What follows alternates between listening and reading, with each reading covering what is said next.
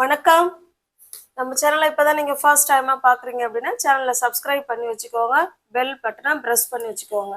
இப்போ பாருங்க, நம்ம மற்றவங்கள்ட்ட எப்படி கொஸ்டின் கேட்கலாம், ப்ரெசண்ட்டில் எப்படி கொஸ்டின் கேட்கலாம் அப்படிங்கிறத நம்ம இன்னைக்கு இந்த வீடியோவில் பார்க்கலாம். ஓகேங்களா? கொஸ்டின் கேட்கறது இது வரைக்கும் நம்ம வீடியோ அப்லோட் பண்ணலை.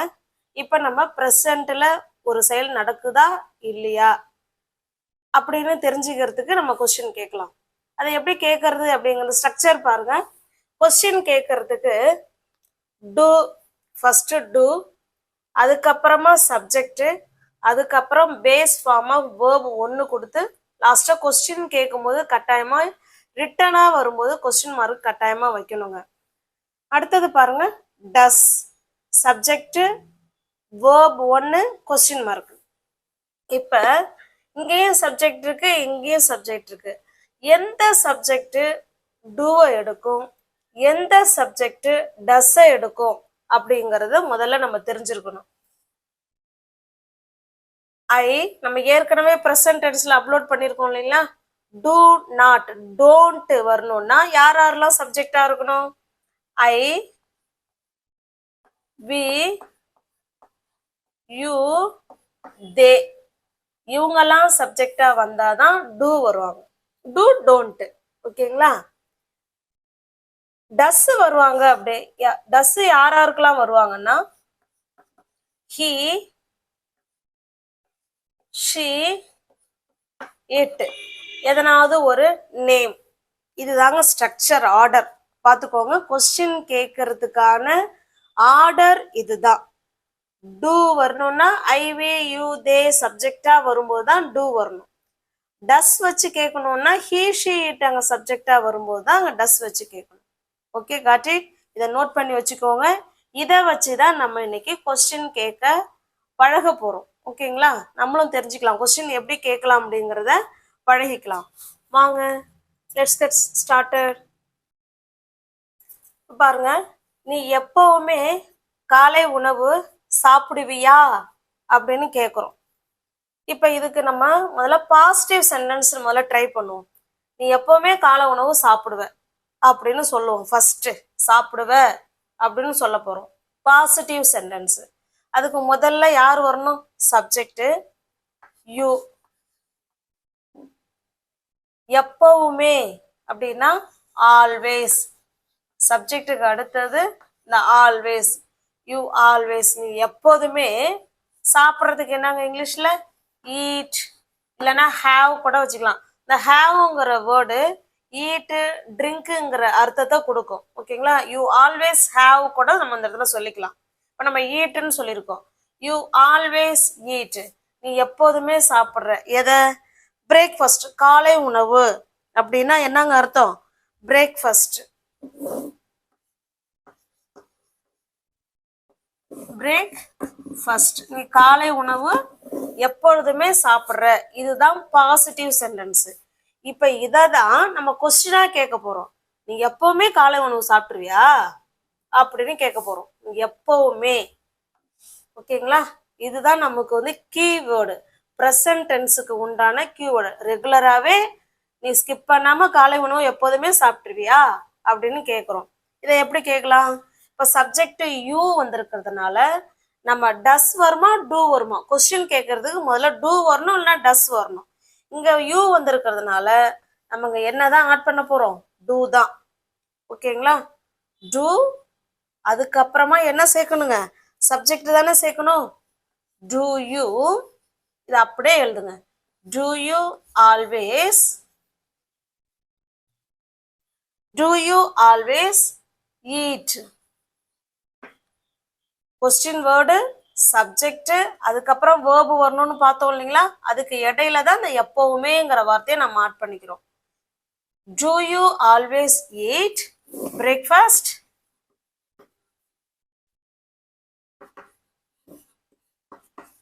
இவ்வளவுதாங்க. பாருங்க, இது ஸ்டேட்மெண்ட், இது கொஸ்டின்.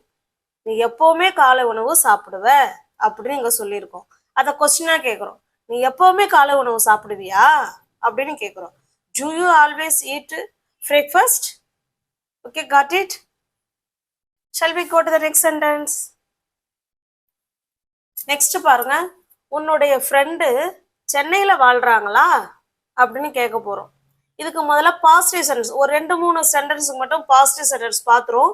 அதுக்கப்புறமா நெகட்டிவ், அதுக்கப்புறமா கொஸ்டின் நமக்கு ஈஸி ஆயிடும் உங்களுக்கு. ஓகேங்களா? அப்ப பாருங்க, உன்னுடைய ஃப்ரெண்டு சென்னையில வாழ்றாங்களா அப்படிங்கிறத உன்னுடைய ஃப்ரெண்டு சென்னையில வாழ்றாங்க அப்படின்னு சொல்ல போறோம்.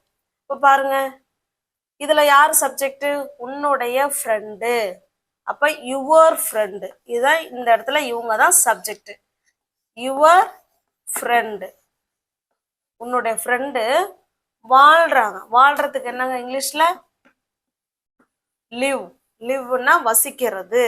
இந்த இடத்துல ஃப்ரெண்டு சிங்குலர் சப்ஜெக்ட் தானே, ஃப்ரெண்டுன்னா ஒருத்தவங்க, அதனால நம்ம வேர்பு கூட எஸ் சேர்த்துக்கிறோம். யுவர் ஃப்ரெண்ட் லிவ்ஸ், எங்க வசிக்கிறாங்களா? இன் சென்னை. சென்னையில வசிக்கிறாங்க அப்படின்னு சொல்லிட்டோம். இதுதான் நமக்கு சாதாரணமா சொல்ற ஸ்டேட்மெண்ட். இதை இப்ப கொஸ்டினா கேட்க போறோம். என்னவா கேட்க போறோம்? கொஸ்டினா கேட்க போறோம். இந்த இடத்துல சப்போஸ் ஃப்ரெண்ட்ஸ்ன்னு இருந்தா இங்க லிவ் வருவாங்க. நம்ம இங்க ஃப்ரெண்ட்ஸ்ன்னு இல்லை, ஒரே ஒரு ஃப்ரெண்டு தான், அதனால இவங்க சிங்குலர் சப்ஜெக்ட். இப்ப டஸ் தானே வருவாங்க. ஹியா இருக்கட்டும் இல்ல ஷியா இருக்கட்டும், யாரோ ஒருத்தவங்க. இப்ப ஹி ஷீலாம் வந்ததுன்னா கொஸ்டின் கேட்கும் போது என்ன வரும்? டஸ். டஸ் அடுத்தது என்ன வரணுங்க? சப்ஜெக்ட் வரணும். இவங்க தானே subject. Does your friend, does your friend live மட்டும்தாங்க போடணும். அது கூட எஸ் போட்டக்கூடாது கொஸ்டின் கேட்கும்பொழுது. ஓகேங்களா? அது போல நெகட்டிவ் சென்டென்ஸுக்கும் இங்க எஸ்ஓ இஎஸ்ஓ சேர்க்கிற மாதிரி வராது. நம்ம சிம்பிள் ப்ரெசன்ட் டென்ஸ் வீடியோ போட்டிருக்கோம், பார்க்காதவங்க 1, 2, 3 வீடியோ போட்டிருக்கோம். அதை பார்த்துட்டு இது வந்தீங்கன்னா உங்களுக்கு ரொம்ப யூஸ்ஃபுல்லா இருக்கும். இது முடிஞ்ச உடனே அடுத்த சிம்பிள் ப்ரெசன்ட் டென்ஸுக்கு உங்களுக்கு ஒரு டெஸ்ட் இருக்கு. ஓகேங்களா? டெஸ்ட்டுக்கு ரெடி ஆயிடுங்க. அந்த 4 டென்சஸையும் இந்த 4 வீடியோவையும் பார்த்துட்டு வந்தீங்கன்னா டெஸ்ட்டுக்கு நீங்க ரெடி ஆயிடலாம். டஸ் your friend live in Chennai? உன்னுடைய ஃப்ரெண்டு சென்னையில வசிக்கிறாங்களா இல்ல சென்னையில வாழ்றாங்களா அப்படின்னு கேட்கும். டஸ் your friend live in Chennai? ஓகேங்களா? இதையே சென்னையில எங்க வசிக்கிறாங்க, எந்த இடம், அந்த மாதிரி கேட்போம்ல, எங்க. அப்ப இதுக்கு முன்னாடி வேர்ங்கிற வார்த்தையை சேர்த்துக்கலாம். Where does your friend live in Chennai? எந்த இடத்துலன்னா which place does your friend live in Chennai? ஓகேங்களா? இதுக்கு முன்னாடி WH கொஸ்டின் நம்ம கேட்குறோம் அப்படின்னா இதுல நீங்க WH கொஸ்டினை ஆட் பண்ணிக்கலாம். Okay, got it? Shall we go to the next sentence? இப்ப பாருங்க, நீங்க டென்னிஸ் விளையாடுறீங்களா, உங்களுக்கு விளையாட தெரியுமா அப்படிங்கிற மாதிரி தான் கேட்குறோம். நீங்க டென்னிஸ் விளையாடுறீங்களா அப்படின்னு கேட்க போறோம். இப்போ நம்ம பார்க்கறது எல்லாமே சிம்பிள் ப்ரெசன்ட் டென்ஸ்ல எப்படி கொஸ்டின் கேட்கறது அப்படிங்கிறத நம்ம பார்த்துக்கிட்டு இருக்கோம். ஓகேங்களா? மற்ற டென்ஸ் இதில் கொண்டு வராதிங்க.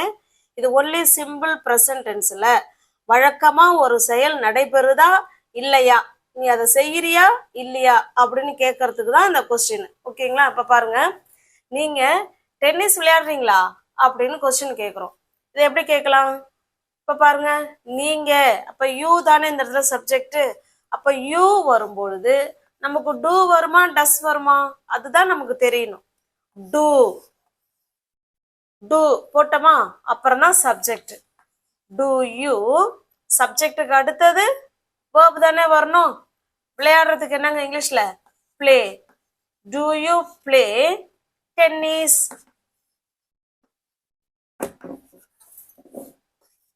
அவ்வளவுதாங்க. ஒரு ஒரு கொஸ்டின் மார்க்கா வச்சிடணும். Do you play tennis? உங்களுக்கு டென்னிஸ் விளையாட தெரியுமா இல்ல நீங்க விளையாடுறீங்களா அப்படின்னு கேட்குறோம். அவங்க அதுக்கு என்ன பதில் சொல்லுவாங்க சொல்லுங்க பார்க்கலாம். எஸ் ஐ பிளே அப்படின்னு சொல்லுவாங்க இல்லைங்களா? எஸ் ஐ பிளே சொல்லலாம். பாருங்க, இதுக்கு ஆன்சர் பண்ணணும் அப்படின்னா எஸ் ஐ பிளே இப்படியும் சொல்லலாம். இல்லைன்னா எதுல கொஸ்டின் ஆரம்பிக்குதோ அதையே நம்ம ஆன்சரா சொல்லிடலாம். இப்ப பாருங்க, கொஸ்டின் டூல தானே ஆரம்பிக்குது. அப்ப எஸ் ஐ டூ. ஓகேங்களா? இந்த பிளேவுக்கு பதிலாக தான் அங்க டூ சேர்த்துக்கிறோம். அப்ப 2 முறையில நம்ம ஆன்சர் பண்ணிக்கலாம். எஸ் ஐ பிளே, ஆமா எனக்கு விளையாட தெரியும். எஸ் ஐ ட்ரூ, ரெண்டுக்குமே சேம் ஆன்சர் தான். இப்போ ஒருவேளை எனக்கு விளையாட தெரியாது அப்படின்னு நம்ம சொல்றோம் அப்படின்னா, என்ன விளையாட மாட்டோம் அப்படின்னு சொல்றோம்னா பாருங்க, நோ ஐ டோன்ட் பிளேன்னு சொல்லுவோம். I don't play tennis.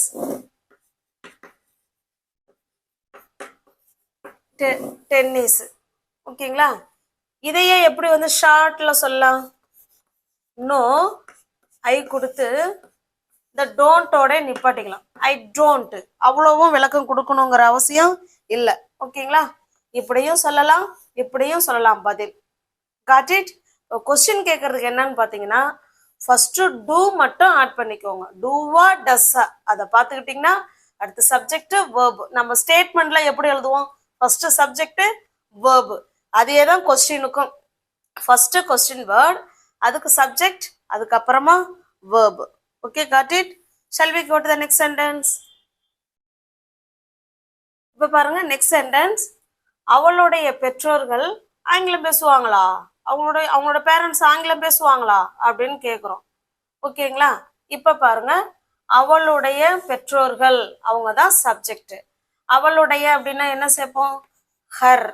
அவளுடையனா என்ன சேர்க்கணும்? ஹர். பெற்றோர்னா பேரண்ட்ஸ், இவங்க தான் சப்ஜெக்ட். பேசுறாங்கிறது தான் வேர்பு. அப்ப ஸ்பீக், என்ன பேசுறாங்களாம்? இங்கிலீஷ். இதை வச்சுதான் இப்ப நம்ம கொஸ்டின் கேட்க போறோம், ஓகேங்களா? ஒன்றும் இல்லை, இந்த சப்ஜெக்டுக்கு முன்னாடி நம்ம டூ வருமா டஸ் வருமா அது மட்டும்தான் நம்ம பார்க்கணும். பாருங்க, பேரண்ட்ஸ். பேரண்ட்ஸ் அம்மாவும் அப்பாவும் சேர்ந்து தானே, அப்ப அவங்க ரெண்டு பேரும் ப்ளூரல், தேன்னு தானே சொல்லுவோம் அவங்கள. அப்ப இந்த இடத்துல டூ வருமா டஸ் வருமா? வெரி குட்ங்க. டூ. டூ அது அப்படியே எழுத வேண்டியதான். டூக்கு அடுத்து சப்ஜெக்ட் வேர்பு, அவ்வளவுதாங்க. Do her parents. Do her parents, அடுத்தது சப்ஜெக்டுக்கு அடுத்தது verb.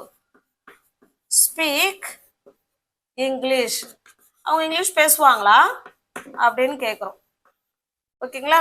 Two her parents speak English, அவங்க இங்கிலீஷ் பேசுவாங்களா அப்படின்னு கேட்குறோம். அப்போ அவங்க என்ன ஆன்சர் பண்ணலாம்? பேசுவாங்க அப்படின்னா என்ன சொல்லலாம்? எஸ். பக்கத்தில் இருக்கிற ஃப்ரெண்டு கூட சொல்லலாம், எஸ் அவங்க பேசுவாங்களே. அப்ப தே, ஹர் பேரண்ட்ஸ் திரும்ப சொல்ல வேணாம், அவர்கள். தே டூ, அவ்வளோதாங்க. எஸ் தே டூ, அவங்க பேசுவாங்களே அப்படின்னு தான் அர்த்தம். இது நம்ம ஷார்ட்டா ஆன்சர் கொடுக்கறது. S they two. ஒருவேளை அவங்க பேச மாட்டாங்க அப்படின்னா நம்ம என்ன ஆன்சர் சொல்லலாம்? நோ தே டோன்ட், அவ்வளவுதாங்க. இப்படி ஆன்சர் கொடுக்கணும். பேசுவாங்க அப்படின்னா எஸ் தே டூ, பேச மாட்டாங்கன்னா no they don't. Got it? Shall we go to the next sentence? இப்போ பாருங்க, நெக்ஸ்ட் சென்டென்ஸ். நீ ரொம்ப நேரம் டிவி பாப்பியா? நீ ரொம்ப நேரம் டிவி பாப்பியா அப்படின்னு கேட்குறோம். நம்ம ஃப்ரெண்டை பார்த்து கேட்குறோம். எப்படி கேட்கலாம் பாருங்க, யூ ரொம்ப நேரம் அப்படின்னா எ லாட் அப்படி சொல்லிக்கலாம், ஓகேங்களா? A lot. பாப்பியா, டிவி பார்க்கறதுக்கு வேர்பு நம்ம என்ன சொல்லியிருக்கோம்? பார்க்கறதுக்கு வாட்ச், அவ்வளோதாங்க. இப்போ நீ ரொம்ப நேரம் டிவி பார்ப்ப அப்படின்னு நம்ம ஸ்டேட்மெண்ட்டா சொல்றதா இருந்தா அப்படியே சொல்லாங்க. ஃபர்ஸ்ட் சப்ஜெக்ட் யூ, அடுத்த சப்ஜெக்டுக்கு அடுத்தது வாட்ச், வேர்பு தானே. யூ வாட்ச் டிவி, என்ன பார்ப்பாங்களாம்? You watch TV. எவ்வளோ நேரம்? எ லாட், ரொம்ப நேரம் அவங்க டிவி பார்ப்பாங்க, ஓகேங்களா? You watch TV a lot, நீ ரொம்ப நேரம் டிவி பார்ப்ப. இது சாதாரண ஸ்டேட்மெண்ட், சாதாரண இப்போ வாக்கியம். இதே கொஸ்டினா கேட்கும்போது ஒன்றும் இல்லைங்க, இதுக்கு முன்னாடி யூஓ சப்ஜெக்டை பொறுத்து டூ வருமா டஸ் வருமான்னு பார்த்து இந்த இடத்துல கொஸ்டின் மார்க் போட்டுக்கிறோம், அவ்வளோதான். எவ்வளோ ஈஸியாக முடியுது பாருங்க. Do you watch TV a lot, நீ ரொம்ப நேரம் டிவி பார்ப்பியா அப்படின்னு கேட்குறோம். அவங்க அதுக்கு என்ன பதில் சொல்லலாம்? ஆமா நான் பார்ப்பேன் அப்படின்னா என்ன சொல்லலாம்? இந்த கொஸ்டின் எதுல ஆரம்பிக்குதோ அதுலயே நம்ம ஆன்சர் முடிச்சுக்கலாங்க, ஃபுல்லா சொல்லணுங்கிற அவசியம் கிடையாது. எஸ் நான் பார்ப்பேன்னு தானே அவங்க பதில் சொல்லணும். Yes I two, S I two. இப்போ ஒருவேளை நான் பார்க்க மாட்டேன் அப்படின்னு சொல்லணும்னா நோ நோ சொன்னா அங்கே டோன்ட் வரும். டூவும் ப்ளஸ் நாட்டும் சேர்ந்து டோன்ட். அவ்வளோதாங்க. எவ்வளோ சிம்பிளாக முடியுது பாருங்க. Do you watch TV a lot? நீங்கள் ரொம்ப நேரம் டிவி பார்ப்பீங்களா?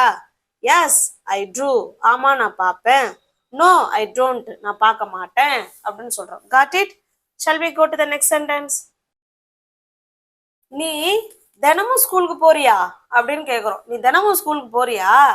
இதை எப்படி நம்ம முதல்ல போற, நீ தினமும் ஸ்கூலுக்கு போற அதை முதல்ல சொல்லும். இப்போ பாருங்க, யூ தினமும் அப்படின்னா எவ்ரிடே சொல்லலாம்.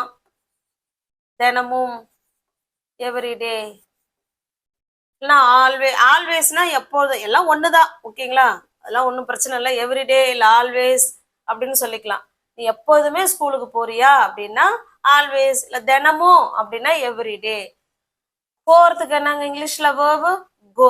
அவ்வளவுதாங்க. இதை இப்ப ஸ்டேட்மெண்டா எழுதும். ஸ்டேட்மெண்டா எழுதணும்னா ஃபர்ஸ்ட் சப்ஜெக்ட். யாருங்க சப்ஜெக்ட்? யூ. சப்ஜெக்டுக்கு அடுத்தது வேர்ப். You go. நீ போற. எங்க போற? டு. இக்குங்கிற சவுண்ட் வந்திருக்குங்களா? அதான் to school. You go to school every day. எப்பெல்லாம் போற? எவ்ரி டே.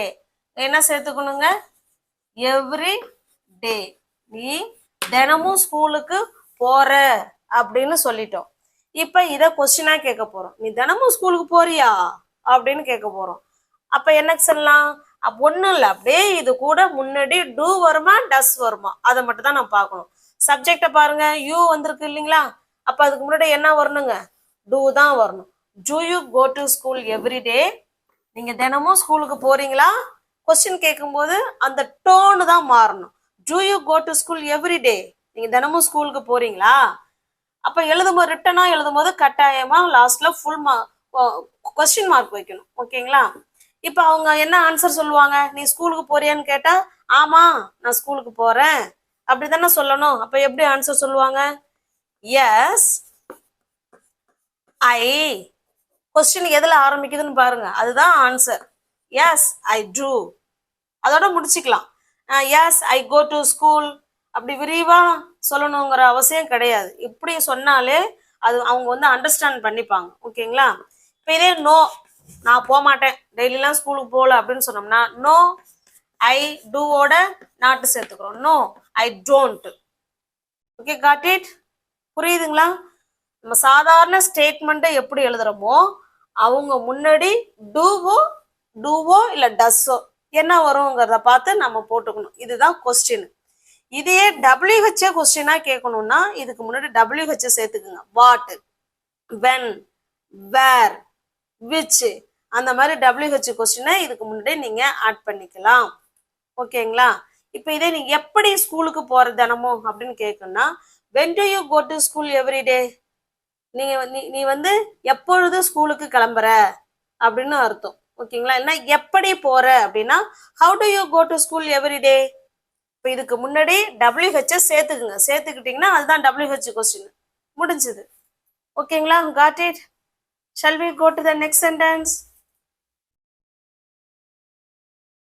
இப்போ பாருங்க, இது உங்களுக்கான கொஸ்டின். இது அப்படியே வீடியோவை பாஸ் பண்ணிட்டு நீங்க ஆன்சர் கமெண்ட் பாக்ஸ்ல கமெண்ட் பண்ணிட்டு அதுக்கப்புறம் நீங்க சொல்ற ஆன்சர் இதுவும் கரெக்டா இருக்கான்னு பாருங்க. நீங்க தினமும் என்னோட வீடியோவை பாக்குறீங்களா அப்படின்னு அப்போ உங்களை பார்த்து நான் கொஸ்டின் கேட்கணும். எப்படி கேட்கலாம்? நீங்க தினமும் என்னோட வீடியோவை பாக்குறீங்களா அப்படின்னு அப்போ உங்களை கொஸ்டின் கேட்கணும். எப்படி கேட்கலாம்? நீங்க கமெண்ட் பாக்ஸ்ல ஆன்சர் பண்ணிடுங்க. அதுக்கப்புறமா நான் இப்போ ஆன்சர் பண்ணிடுறேன். ரெண்டு ஆன்சரும் கரெக்டா இருக்கா என்னன்னு நீங்க பார்த்து செக் பண்ணிக்கோங்க. ஓகேங்களா? இப்ப பாருங்க, இதை இப்ப ஸ்டேட்மெண்டா சொல்றோம். நீங்க தினமும் என்னோட வீடியோவை பாக்குறீங்க அப்படின்னு இப்ப நான் சொல்றேன். நீங்க தினமும் என் வீடியோவை பாக்குறீங்க எப்படி சொல்லலாம்? நீங்க. இப்ப யூ தானே இந்த இடத்துல சப்ஜெக்ட். யூ சப்ஜெக்டுக்கு அடுத்தது பாக்குறது தான் வேர்ப். You watch. எதை பாக்குறீங்க? என்னுடைய வீடியோவை. You watch my video. என்னுடைய வீடியோவை பாக்குறீங்க எப்பெல்லாம்? தினமும். எவ்ரிடே. நீங்க தினமும் என்னோட வீடியோவை பாக்குறீங்க. ஏன்னா இது நீங்க தினமும் செய்யக்கூடிய ரெகுலர் ஆக்ஷன். அதனாலதான் நம்ம சிம்பிள் பிரசன்ட் டென்ஸ்ல கேட்டிருக்கோம். ஓகேங்களா? You watch my video every day. Sorry, question மார்க்ல. You watch my video every day. என்னோட வீடியோவை நீங்க தினமும் பாக்குறீங்க அப்படின்னு நம்ம இப்ப ஸ்டேட்மெண்ட்ல சொல்லியிருக்கோம். கொஸ்டினா கேட்கும்போது சேம் மெத்தட் தான், ஆனா அந்த டோன் மட்டும் மாறணும். முன்னாடி ஒரு வேர்டை ஆட் பண்ணிக்கிறோம். நீங்க தினமும் என்னோட வீடியோவை பாக்குறீங்களா அப்படின்னு கேட்டா சப்ஜெக்ட் யூ தானே. இப்ப யூ வந்தா அதுக்கு முன்னாடி என்ன சேர்க்கணுங்க? டூ. அவ்வளவுதாங்க. டூ சேர்த்து கொஸ்டின் மார்க் வைக்கணும். டோனை மாத்தணும். To you watch my video every day. என்னோட வீடியோவை தினமும் நீங்க பாக்குறீங்களா அப்படின்னு இப்ப உங்களை கேட்டிருக்கேன். நீங்க அதுக்கு என்ன ஆன்சர் பண்ணுவீங்க? ஆமா நாங்க பாக்குறோம், இல்ல நாங்க பாக்கல அப்படின்னு சொல்றோம். இப்ப பாருங்க, இப்ப பாக்குறீங்க அப்படின்னா என்ன சொல்லணும்? Yes I do. ஆமா நான் பாக்குறேன். இதே நான் பார்க்கல அப்படின்னா என்ன சொல்லணும்? No I don't. அவ்வளவுதாங்க. எவ்வளவு சிம்பிளா முடியுது பார்த்தீங்களா?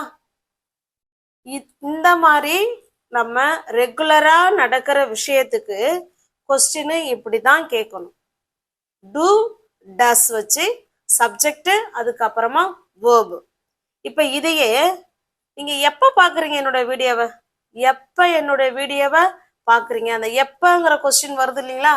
அப்ப இதுக்கு முன்னாடி நம்ம என்ன add பண்ணிக்கணுங்க? when.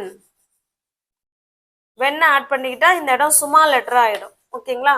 when do you watch my video every day? தினமும் என்னோட வீடியோவை எப்ப பாக்குறீங்க? காலையில பாக்குறீங்களா இல்ல சாயந்தரமே பாக்குறீங்களா அப்படின்னு அர்த்தம். அப்ப WH கொஸ்டின்ங்கிறது வேற ஒன்றும் இல்லைங்க. நம்ம இயல்பா டூ டஸ் வச்சு கொஸ்டின் கேட்போம் இல்லைங்களா? அதுக்கு முன்னாடி WH நீங்க ஆட் பண்ணிக்கோங்க. வாட், வென், அந்த சென்டென்ஸுக்கு ஏத்த மாதிரி நம்ம இங்க WH கொஸ்டின் மாறிக்கும். வென் வருமா, what, where, which, how, how often, இந்த மாதிரி நீங்க கொஸ்டின் என்ன செஞ்சுக்கலாம்? இதுக்கு முன்னாடி கேட்டுக்கலாம். Got it? இப்போ உங்களுக்கு புரிஞ்சிருக்கும்னு நினைக்கிறேன். நம்ம சிம்பிள் ப்ரெசன்ட் டென்ஸ் வீடியோ இதோட 4வது வீடியோ அப்லோட் பண்ணியிருக்கோம். வீடியோவை 4 வீடியோவும் பாருங்க. அடுத்தது உங்களுக்கான ஒரு 15 கொஸ்டின் உங்களுக்கு டெஸ்ட் இருக்கு. யார் நீங்க 15க்கு 15 யாரு வாங்குறீங்க அப்படிங்கிறத நம்ம செக் பண்ணி பார்த்துடலாம். அப்பதான் நம்ம படிக்கிறது எந்த அளவுக்கு படிக்கிறோம், எந்த அளவுக்கு நம்ம புரிஞ்சிருக்கோங்கிறது நம்ம ஒரு டெஸ்ட் மாதிரி எழுதுனா தானே நமக்கு அது தெரியும். ஓகேங்களா?